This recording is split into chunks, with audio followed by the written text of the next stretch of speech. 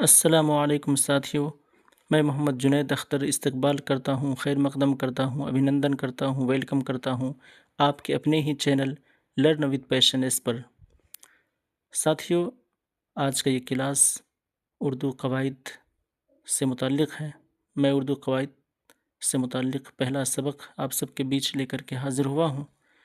امید کرتا ہوں کہ یہ ویڈیو آپ کو اچھی لگے گی اور آپ بنے رہیں میرے ساتھ۔ میں شروع کرتا ہوں۔ قاعدہ کو گرامر کہا جاتا ہے۔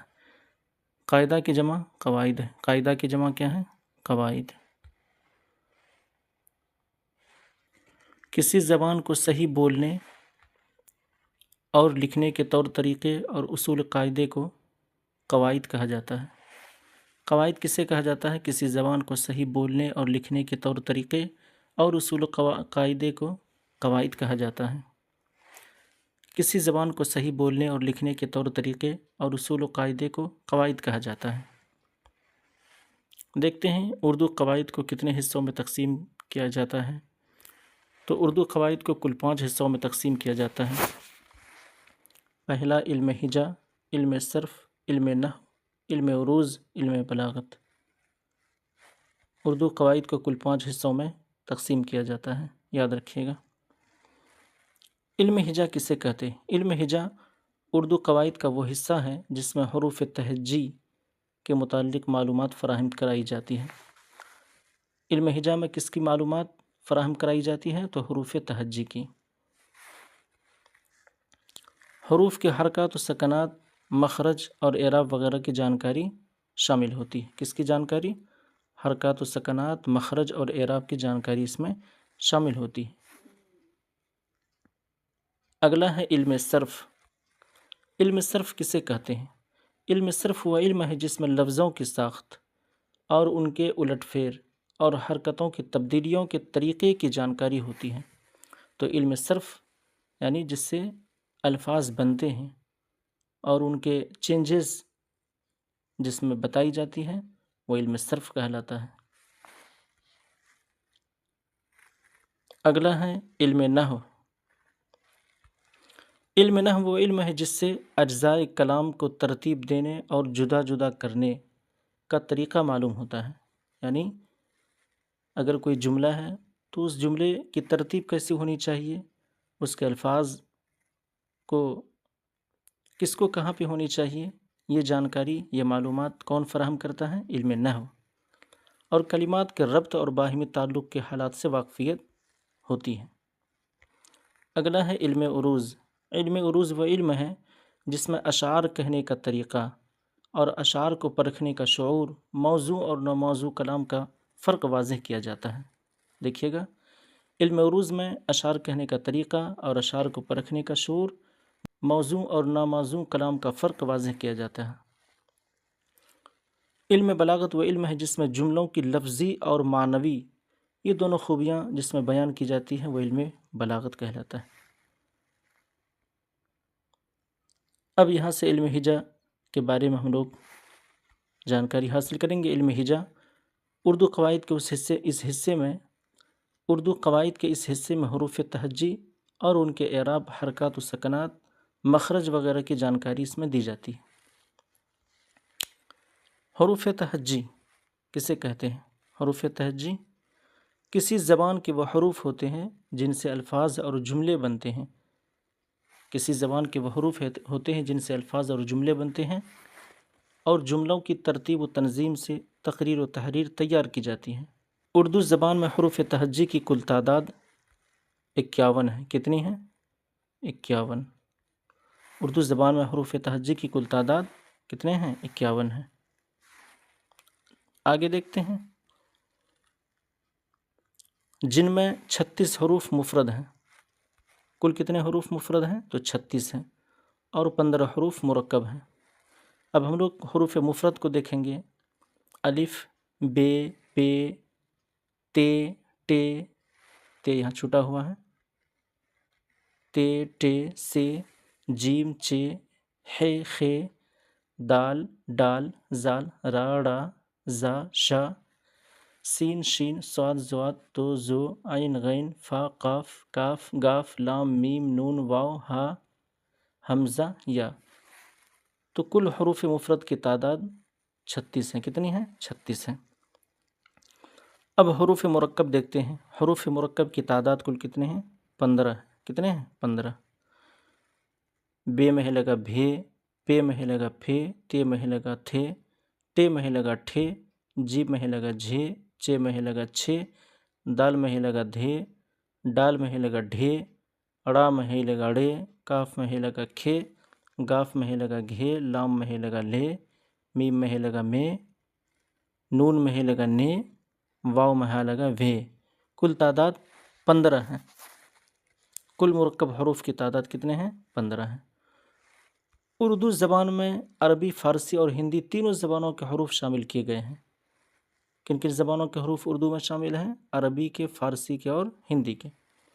اب دیکھتے ہیں کہ خالص اردو میں خالص عربی حروف کون کون سے استعمال ہوئے ہیں، جیسے سے، ہے، صاد، ضاد، تا، ظا، عین، غین، قاف، حمزہ۔ تو یہ سب خالص عربی حروف ہیں جن کی تعداد 10 ہیں۔ یہ اردو میں بھی استعمال ہوتے ہیں۔ اسی طرح خالص فارسی حروف جیسے پے، چے، ژے، گاف، یہ 4 حروف ہیں جو فارسی میں استعمال ہوتے ہیں اور وہ اردو میں بھی استعمال ہوتے ہیں۔ اسی طرح خالص ہندی حروف جیسے ٹے، ڈال، ڑے اور مذکورہ 15، یعنی یہ جو اوپر کے کل مرکبات تھے 15، یہ 15 اوپر کے کل مرکبات 15، تو کل تعداد یہاں پہ خالص ہندی حروف کی تعداد وہ 18 ہو جاتی ہے۔ فارسی، عربی اور فارسی دونوں زبانوں میں مستقل حروف جو ہیں عربی فارسی میں جیسے دال، رے، خے، غین، یہ عربی اور فارسی دونوں زبانوں میں یہ حروف استعمال ہوتے ہیں۔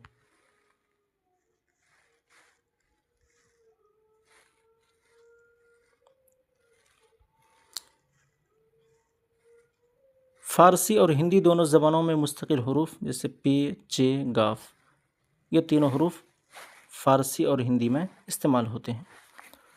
اب جب حروف کی بات چل رہی ہے تو حروف شمسی کا جان لینا بھی نہایت ہی ضروری ہوتا ہے۔ حروف شمسی کسے کہتے ہیں؟ وہ حروف جن سے پہلے الف لام آتے ہیں۔ کیا آتے ہیں؟ جن سے پہلے الف لام آتے ہیں، مگر اس وقت لام کا تلفظ نہیں ہوتا ہے۔ حروف شمسی میں الف لام تو آئیں گے لیکن لام کا تلفظ نہیں ہوگا، اور لام کے بعد کا حرف مشدد ہوتا ہے۔ لام کے بعد والا حرف کیا ہوتا ہے؟ مشدد ہوتا ہے، جیسے والصوم، والنہار، تو الف لام کو یہاں پہ نہیں پڑھا گیا۔ جہاں پہ لام کو نہیں پڑھا جاتا ہے تو ویسے حرف کو حروف شمسی کہا جاتا ہے۔ اسی طرح سے حروف قمری، وہ حروف ہیں جن سے پہلے الف لام آتے ہیں تو اس وقت لام کا تلفظ ہوتا ہے۔ الف لام آئے تو اس وقت لام کا تلفظ ہوتا ہے، تو ایسے حروف کو حروف قمر کہا جاتا ہے، حروف قمری کہا جاتا ہے، جیسے القمر، الامر، یہ کیا ہیں؟ حروف قمری ہیں۔ مندرجہ ذیل حروف قمری کون کون سے ہیں؟ حروف قمری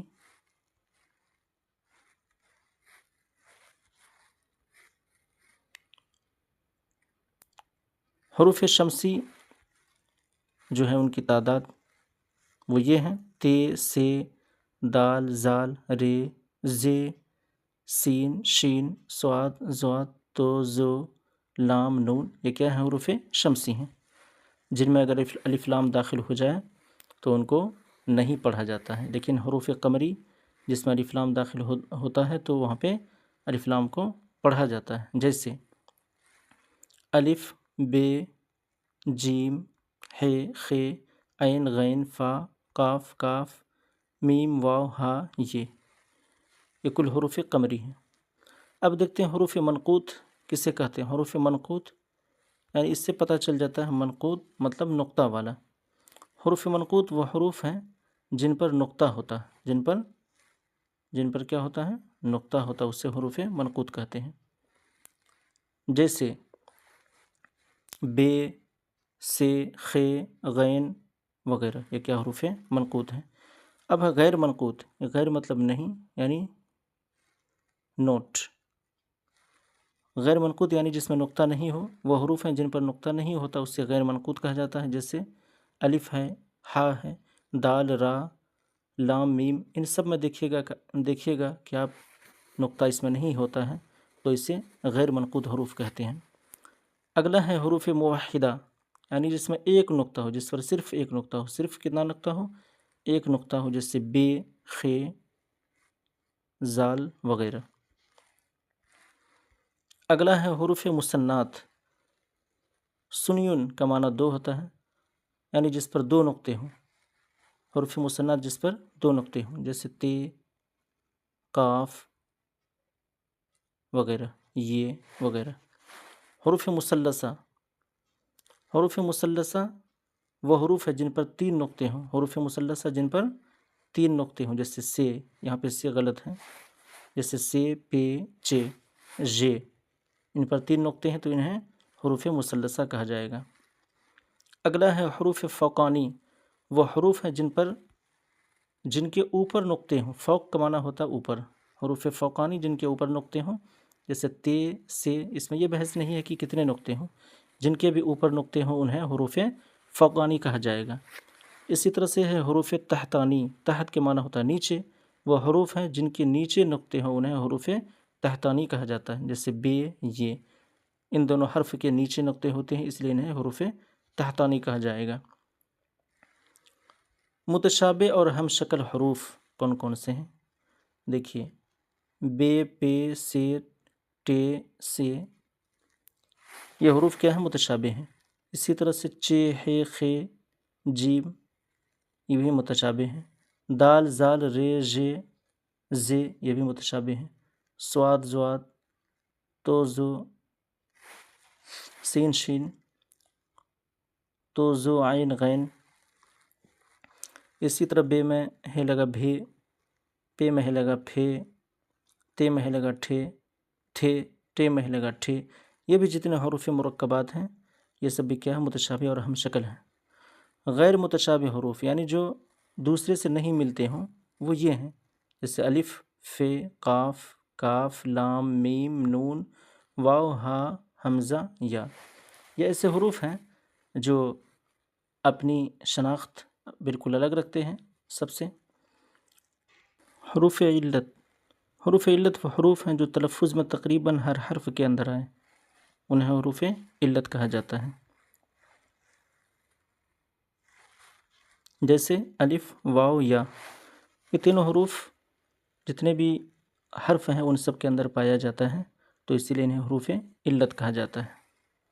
ساتھیو اگر یہ ویڈیو آپ کو اچھی لگے تو ویڈیو کو لائک کریں، چینل کو سبسکرائب کریں اور بیل آئیکن ضرور پریس کر لیں تاکہ ہر نئی ویڈیو سب سے پہلے آپ کو مل سکے. اور اپنے دوستوں کو، ساتھیوں کو، رشتہ داروں کو ضرور شیئر کریں تاکہ وہ بھی ان سے فائدہ اٹھا سکے. ملتے ہیں اگلے ویڈیو میں، تب تک کے لیے اجازت دیجیے. اللہ حافظ.